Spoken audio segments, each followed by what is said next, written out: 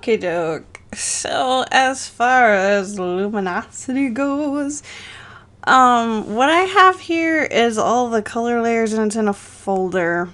Um, and let's just say that we want to do the thing where we're going to make the background white and then make it look like she's kind of like fading into the light type thing. I think that's what you're talking about. Anyways, so I'm putting all of her, this needs to go back over here.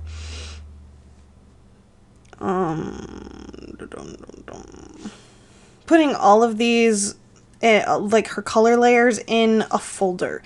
And if you want the line art to also be in, like, no, stop doing that. To also like kind of fade in, then you need to put the line art also in the folder, so that way you can add a layer over top of where the folder is, and then if you hit like clip and group or like so that it's clipped to the layer underneath of it, this won't actually clip it to a layer, it'll clip it directly to the folder. So I want to give her kind of like a reddish glow. So I'm going to pick a shade of red, put the luminosity on, and then go over to airbrush and put the airbrush kind of on really, really large setting. And like the lighter the shade, the brighter it's going to be.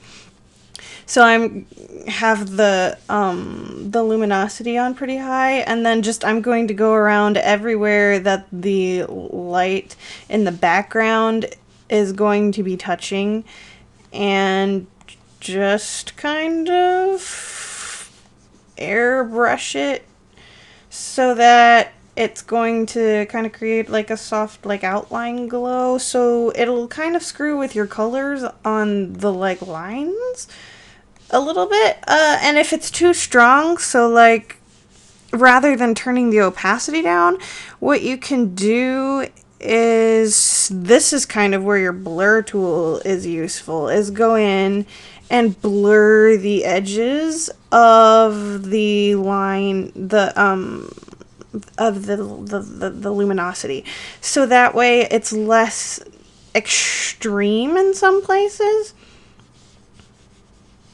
I don't know if you can tell the difference. I can tell the difference. So it's like kind of softening up the edges. Especially if you use, I have one that has like kind of a pattern on it. And see that pattern. And I use that a lot of the time. Because it's a little bit stronger.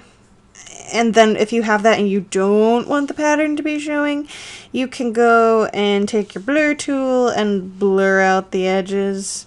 So that way it's soft and more like soft light looking. Anyways, that's how I tend to do the going into light type thing. So if you turn this off, boom, there she is, looking normal and hot, and look at them shoulder muscles. And then you can turn it back on. The difference. And then say the red glow isn't what we want. I want it to be more yellowish, so then you can preserve the opacity, so you're like locking the layer, and then you can fill it, and then now she's got a yellow glow, or I want her to have a bluish glow, so now she has kind of a blue. She's going into like blue light. I like the red I think was my favorite, but we're gonna make it a lighter red. So the brighter the color, the brighter the light's going to be, and the closer to white it is. That's the easiest way to do it. And if you didn't have the line art on top, if the lines were on top, then see the lines are jet black, and then, or as close to black as I let them be. And then the like light itself is just on the colors.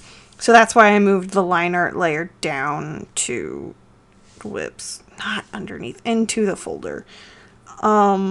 If you put a layer between the folder and the, stop doing that. If you put a layer between the folder and the luminosity layer, it'll automatically clip onto the other layer. So if we move the the lines. See, it's just making the lines glow and not her actual skin, which is kind of cool, but not exactly what we're going for. That one, in my opinion, looks best. And if you want to tone it down, you can turn the opacity down. I think that's really cool. So that's how you do the thing. I think that's what you're talking about. I hope that's helpful. Anyways, yeah.